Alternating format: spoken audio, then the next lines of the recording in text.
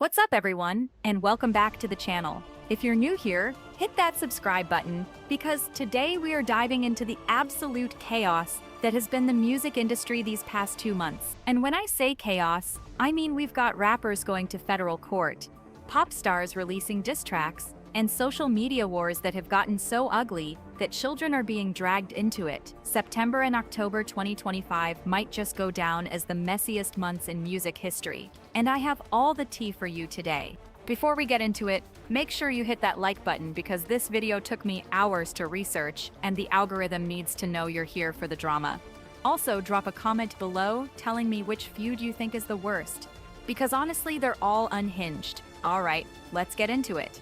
We're starting with what might be the most insane development in hip-hop history. Drake and Kendrick Lamar's beef just reached the courtroom, and you are not going to believe what just happened. So let me take you back real quick. Earlier this year, in February 2025, Kendrick Lamar performed at the Super Bowl halftime show.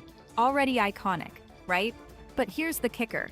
He performed Not Like Us, which is literally a diss track aimed at Drake. Imagine performing your enemy's diss track at one of the biggest events in the world, with millions watching. The audacity, the cultural impact. But Drake wasn't about to let that slide. Instead of responding with another diss track like most rappers would, Drake went nuclear. He decided to sue Universal Music Group. Yes, you heard that right. He sued his own record label over allegations of devaluing his brand because of the tensions with Kendrick.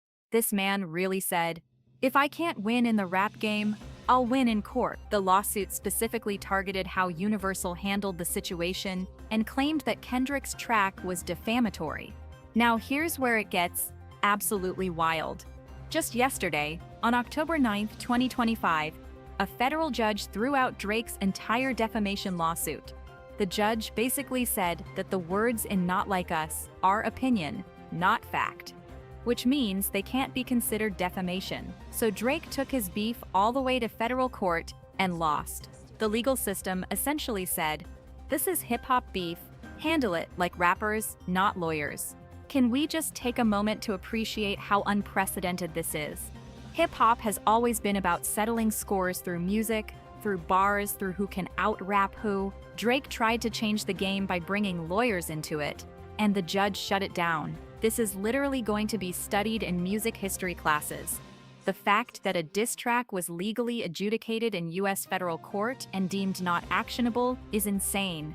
Kendrick won this round, both culturally and legally. Drake's reputation has taken a massive hit because now everyone's asking, if you couldn't beat him with bars and you couldn't beat him with lawyers, what's left?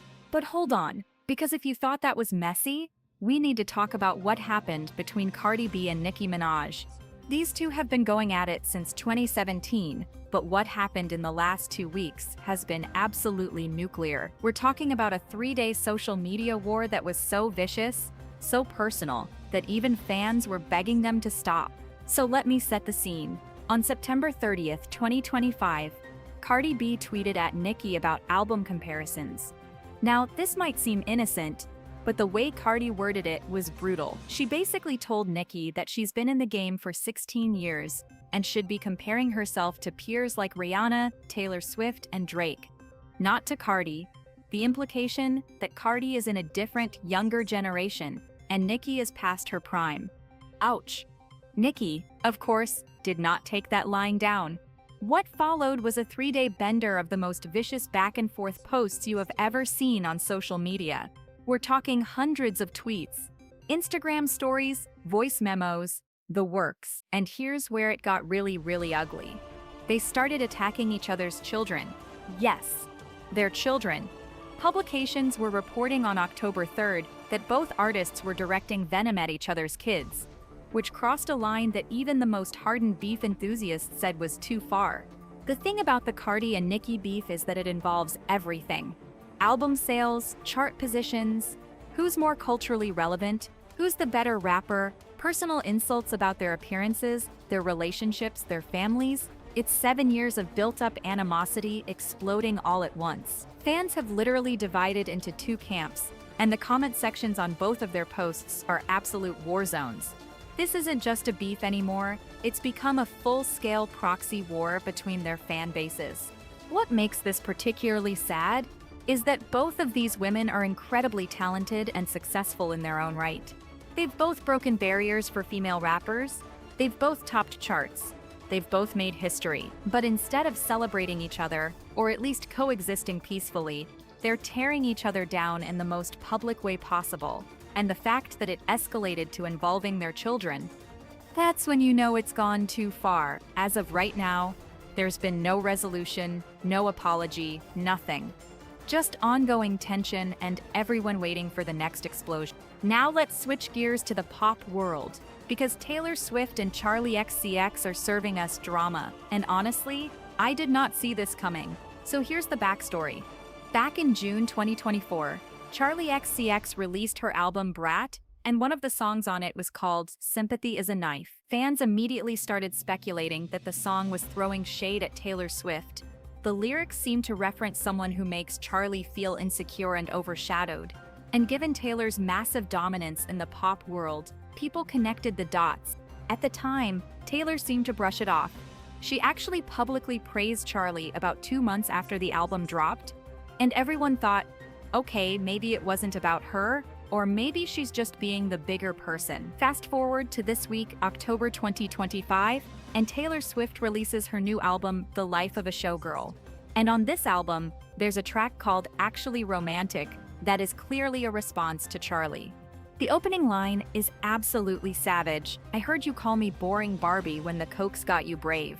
Let that sink in. Taylor is not only confirming that Charli was talking about her, but she's also making serious allegations about drug use. The song continues with references to Charli high-fiving her ex-boyfriend, who fans believe is Matty Healy. This is messy. This is Taylor Swift, who usually keeps her feuds subtle or uses them for album aesthetics, going directly for the throat. Charli's response? Well, just 2 days ago, she liked a controversial meme post on Instagram about Taylor Swift. She hasn't said anything directly yet, but that Instagram like speaks volumes. It's the social media equivalent of saying, I see you, and I'm not backing down. The thing about this feud is that it represents something bigger in pop music right now. The tension between indie credibility and mainstream success. Charli has always been more alternative, more experimental, while Taylor is the biggest pop star on the planet. There's an underlying narrative of artistic integrity versus commercial dominance. And it's all playing out in real time through these songs. What's interesting is that Taylor usually wins these public feuds because she has the biggest platform and the most devoted fan base. But Charli has something Taylor doesn't, the cool factor. Indie music fans and critics love Charli, and they've been somewhat critical of Taylor's recent work, so this could actually be a more evenly matched battle than Taylor's used to. We're all waiting to see if Charli will respond with her own diss track, or if she'll take the high road. Either way, the pop girls are fighting, and we are here for it. But wait, there's more. Because Cardi B isn't just fighting with Nicki Minaj, she's also in an active beef with BIA, and this one has been developing over the past year and a half. Let me give you the full timeline, because this story is layered. It all started back in March 2024, when Cardi B released Enough Miami, which sampled a Missy Elliott track. Fans immediately noticed that it sounded very similar to BIA's song Fallback from her album Really Hurt. People started accusing Cardi of copying BIA's style, especially because both songs used similar Missy Elliott sampling. BIA clearly felt some type of way about it because she responded by releasing a diss track called Sue Me, which was a direct shot at Cardi.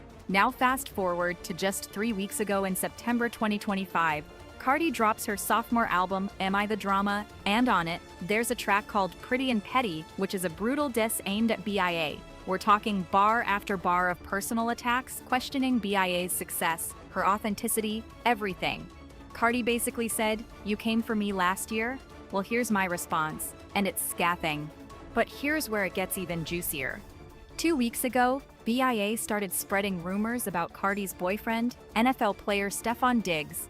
She was suggesting that there was something shady going on in their relationship. Cardi shut that down fast, calling BIA out for lying and being desperate for attention.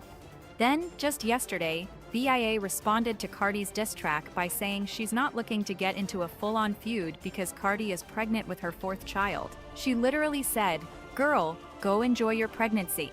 Now, on the surface, that sounds like BIA is being mature and taking the high road.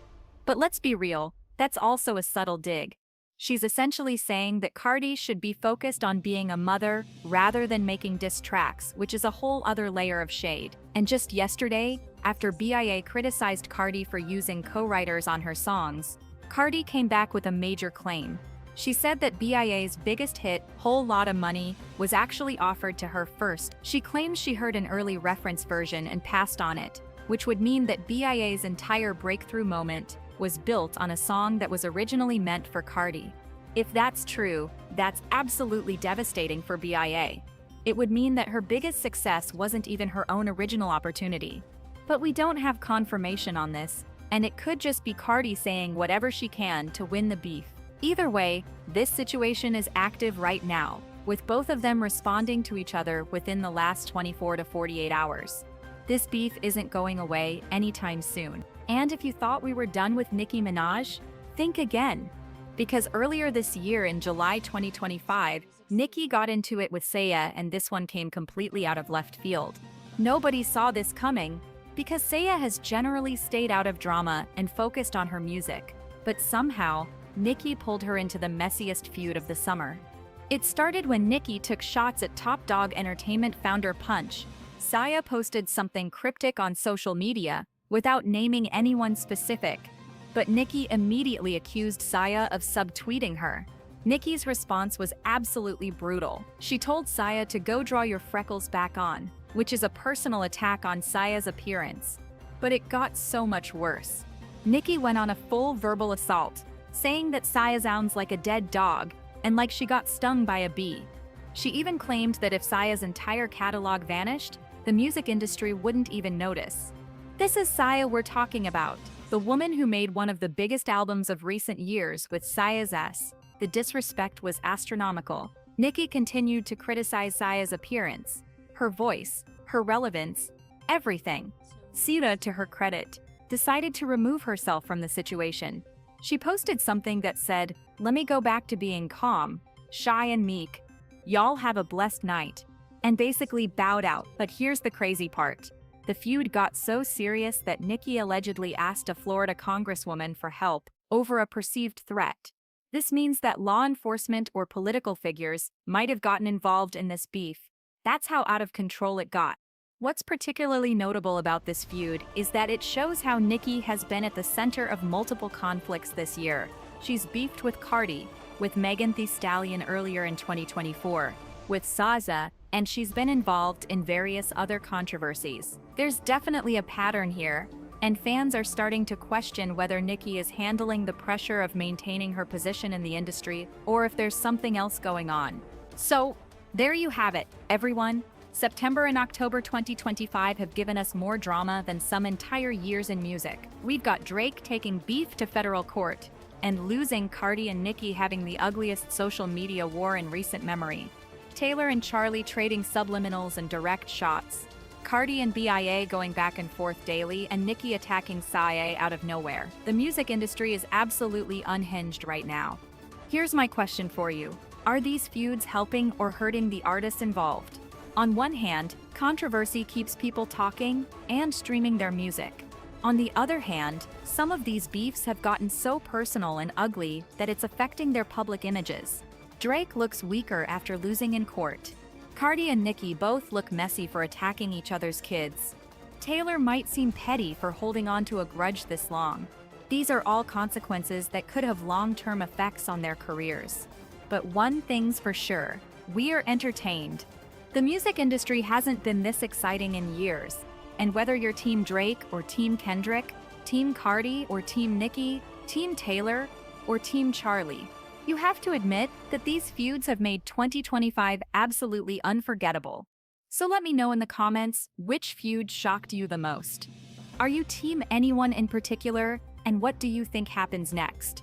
Because I have a feeling we haven't seen the last of any of these situations. Make sure you're subscribed with notifications on, because when the next bomb drops, you know I'll be here to break it all down for you. Alright, before you click away, I need to talk to you for just 30 seconds because this is important. If you made it all the way to the end of this video, that tells me something. You love celebrity drama just as much as I do.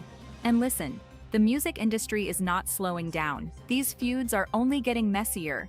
The tea is only getting hotter, and I promise you, we are just getting started with 2025. Here's the deal. If you subscribe to this channel right now, you are getting a front row seat to every single piece of drama that drops. I'm talking diss track breakdowns within hours of them releasing. I'm talking screenshots, receipts, timeline analysis, all of it. When Cardi and Nicki inevitably go at it again next week, you'll be the first to know. When Taylor drops another subliminal, we'll decode it together. When Drake tries to sue someone else because he can't handle the heat, we're going to be all over it. And let me tell you something else. This channel is growing fast because people like you are tired of boring celebrity news that doesn't give you the real story. You want someone who's going to give it to you straight, with all the context, all the drama, and none of the corporate filter. That's exactly what I do here. And that's exactly what you're going to get if you hit that subscribe button. So here's what I need you to do. First, smash that subscribe button like you're Nicki Minaj typing out a Twitter rant at 3 a.m. Second, hit the notification bell so you never miss an upload, because trust me, you do not want to be late to this drama. Third, if you haven't already liked this video, go ahead and double tap that like button because it genuinely helps this channel reach more people who are just as obsessed with celebrity tea as we are. And finally, drop a comment below. I don't care if it's just an emoji, if it's your prediction for what happens next, or if it's you telling me which artist you're defending to the death. I read every single comment, and I love seeing your takes, because sometimes you guys catch things that I miss. We're building a community here of people who live for the drama, and I want you to be part of it. Oh, and one more thing. If you have friends who would absolutely die watching this video, send it to them right now. Share it on your Instagram story, tweet it out, put it in your group chat, whatever. The more people who join this community, the more fun we have dissecting all this messiness together. The music industry is giving us everything right now, and I'm here to break it all down for you every single time something pops off. So subscribe, stay tuned, and get ready, because October isn't even over yet, and I have a feeling we've got more chaos coming. Thanks so much for watching, for engaging, and for being part of the most drama-obsessed community on YouTube. I'll see you in the next video, and trust me, it's going to be good. Stay messy, stay subscribed, and remember, in this house, we live for the tea.